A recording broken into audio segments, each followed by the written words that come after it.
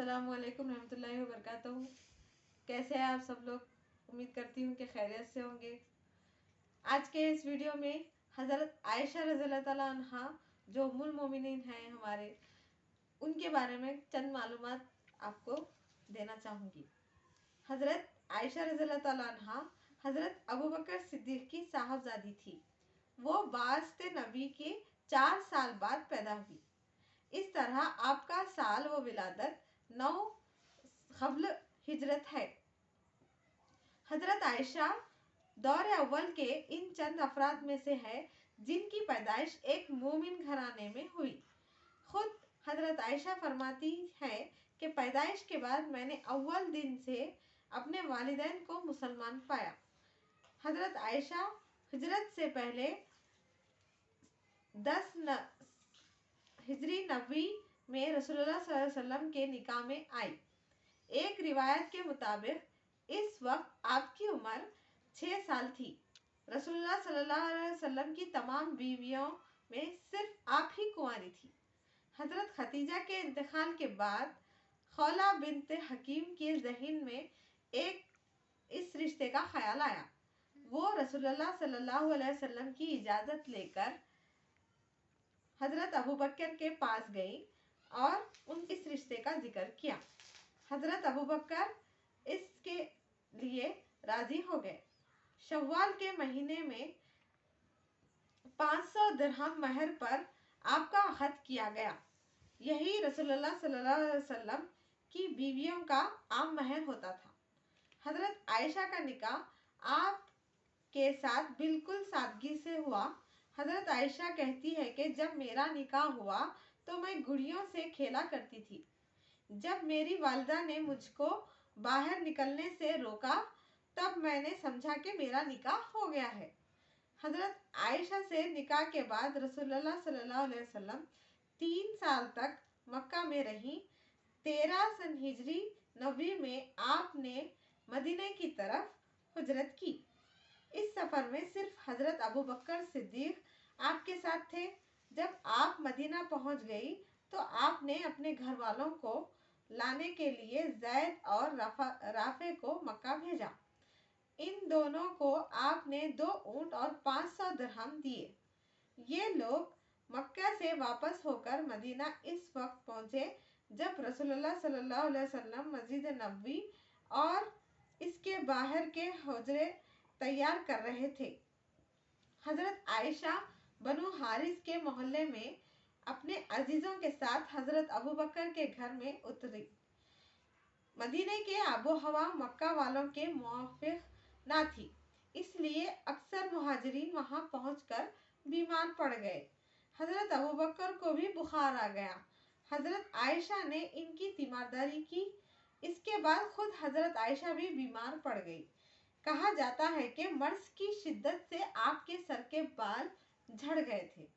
हज़रत आयशा जब तंदुरुस्त हो गई तो हज़रत अबू बकर रसूलुल्लाह सल्लल्लाहु अलैहि वसल्लम से कहा कि अगर आप इजाज़त दे तो आयशा को रुखसत कर दिया जाए। आपने फरमाया कि मेरे पास महर की रकम मौजूद नहीं है। हज़रत अबू बकर ने अपने पास से महर के 500 दिरहम बतौर ख़र्ज आपको दिए। ये रकम आपने हज़रत आयशा के पास भेज दी। कहा जाता है कि इस वक्त हज़रत आयशा की उम्र 9 साल थी। हज़रत आयशा अपनी सहेलियों के साथ झूला झूल रही थी कि आपकी वालिदा उम्मे रुमान ने आवाज़ दी। उनको इस बात की कोई खबर न थी। वालिदा के पास आई तो वालिदा ने इनका मुंह धुलाया, बाल दुरुस्त किए। उसके बाद इस मुकाम पर ले गए जहां अंसार की औरतें इंतज़ार में बैठी थी। कुछ देर के बाद रसूलुल्लाह सल्लल्लाहु अलैहि वसल्लम तशरीफ़ लाए। 3 साल पहले शव्वाल के महीने में निकाह हुआ था। अब शव्वाल ही के महीने में इनकी रुखसती की रस्म अदा हुई। हज़रत आयशा की ज़िंदगी में बहुत से वाक़यात पेश आए जो इस्लामी तारीख़ का अहम हिस्सा समझे जाते हैं। इनमें से एक इफ्क का वाक़या है, यानी हज़रत आयशा पर तोहमत लगाना। ये वाक़या ग़ज़ो बनी मुस्तलिक़ से वापसी में 5 हिजरी में پیش آیا۔ حضرت عائشہ اس سفر میں رسول اللہ صلی اللہ علیہ وسلم کے ساتھ تھی۔ اس وقت وہ ایک ہار پہنے ہوئے تھی جس کو انہوں نے اپنی بہن اسما سے عاریت کے طور پر لیا تھا۔ اس وقت ان کی عمر تقریباً 14 سال تھی۔ راستے میں ایک جگہ رات کے وقت قافلے نے قیام کیا۔ حضرت عائشہ ضرورت کے تحت پڑاؤ سے دور نکل گئی۔ فارغ ہو کر واپس آئی تو اچانک انہیں محسوس ہوا کہ ان کے گلے کا ہار کہیں گر گیا ہے۔ حضرت عائشہ کو اس کی پریشانی ہوئی۔ وہ ہار کو تلاش کرتے ہوئے دوبارہ اسی طرف چلی گئی جہاں سے آئی تھی۔ آخر کار ایک مقام پر ہار مل گیا۔ اس کے بعد وہ واپس ہوئی، مگر جب پڑاؤ کی جگہ پہنچی تو معلوم ہوا کہ قافلہ روانہ ہو چکا ہے۔ ان کا اونٹ بھی قافلے کے ساتھ چلا گیا جس پر ان کا ہودج بندھا ہوا تھا۔ جب کوئی بات سمجھ میں نہ آئی تو حضرت عائشہ چادر اوڑھ کر وہیں بیٹھ گئی۔ قدیم رواج کے مطابق ہر قافلے کے پیچھے ایک آدمی اس کی خبر گیری کے لیے چلا کرتا تھا تاکہ کسی کی کوئی چیز چھوٹ جائے یا اور کوئی ضرورت پیش آ جائے تو وہ اس کو پورا کر سکے۔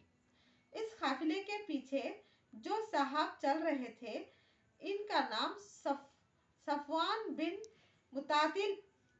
معطل تھا۔ صبح کو جب وہ حسب قاعدہ پڑاؤ پر آئے تو انہوں نے دیکھا کہ وہاں ایک خاتون بیٹھی ہوئی ہے۔ انہوں نے سمجھ لیا کہ یہ حضرت عائشہ رضی اللہ تعالیٰ عنہا ہے۔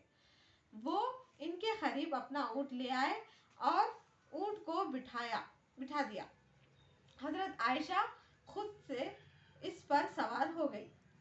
اس کے بعد صفوان بن معطل نے اونٹ کو اٹھایا۔ حضرت عائشہ اونٹ کے اوپر تھی اور صفوان بن معطل اونٹ کی نکیل پکڑ کر آگے آگے چل رہے تھے۔ اس طرح چلتے ہوئے وہ دوپہر کے وقت قافلے سے مل گئے۔ مدینے کے منافقین جو رسول اللہ صلی اللہ علیہ وسلم اور آپ کے اصحاب کو بدنام کرنے کی کوشش میں لگے رہتے تھے، انہوں نے اس واقعے کو خوب استعمال کیا۔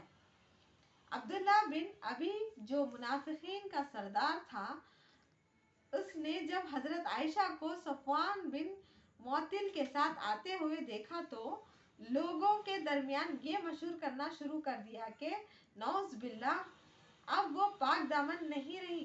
منافقوں کے اس پروپیگنڈے کا اثر کچھ مسلمانوں پر بھی ہوا۔ وہ بھی وقتی طور پر اس میں ملوث ہو گئے۔ یہ واقعہ سراسر بے بنیاد تھا اور حضرت عائشہ مکمل طور پر بے قصور تھی، لیکن جب یہ بات پھیلی تو حضرت عائشہ فطری طور پر متاثر ہوئی، یہاں تک کہ بیمار پڑ گئی۔ رسول اللہ صلی اللہ علیہ وسلم نے فرمایا کہ اگر عائشہ پاک ہے تو خدا خود اس کی گواہی دے گا۔ چنانچہ قرآن کی سورہ نور میں آپ کی برات اتری۔ اس کے بعد اس جھوٹے پروپیگنڈے کی فضا ختم ہو گئی۔ سورہ نور میں اس جھوٹ کی تردید کرتے ہوئے کئی اصولی احکام دیے گئے۔ اسی میں سے ایک حکم یہ ہے، جب تم لوگوں نے اس کو سنا تو مسلمان مردوں اور مسلمان عورتوں نے ایک دوسرے کی بابت نیک گمان کیوں نہ کیا اور کیوں نہ کہا کہ یہ کھلا ہوا بہتان ہے۔ واقعہ اعلیٰ کی تفصیل اس طرح ہے، غلہ اور کھجور کی جو مقدار رسول اللہ صلی اللہ علیہ وسلم کی بیویوں کے لیے مقرر تھی وہ ان کی ضرورت سے کم تھی۔ مزید یہ کہ صدقات اور مہمانوں کی خدمت کی بنا پر وہ بھی زیادہ ناکافی ہو جاتی تھی۔ بعض اوقات گھر میں 1 مہینہ یا 2 مہینے تک آگ نہیں جلتی تھی، فاقے کی نوبت بھی آ جاتی تھی۔ اس کے باوجود یہ خواتین صبر و شکر کے طریقے پر قائم تھی۔ اس کے بعد جب فتوحات کا دائرہ بڑھا اور محاصیل اور غنیمت کے اموال مدینہ آنے لگے تو آپ نے بھی یہ نفقہ میں اضافہ کا مطالبہ کیا۔ ایک روز حضرت ابوبکر اور حضرت عمر آپ سے ملنے کے لیے آئے۔ انہوں نے دیکھا کہ آپ درمیان میں ہیں اور آپ کی بیویاں چاروں طرف بیٹھی ہوئی نفقے میں اضافے کا تقاضا کر رہی ہیں۔ دونوں نے اپنی صاحبزادیوں کو سمجھایا تاہم ازواج اپنی بات پر قائم رہے۔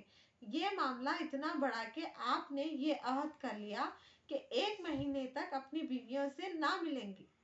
اسلام کی تاریخ میں اسی کو ایلا کہا جاتا ہے۔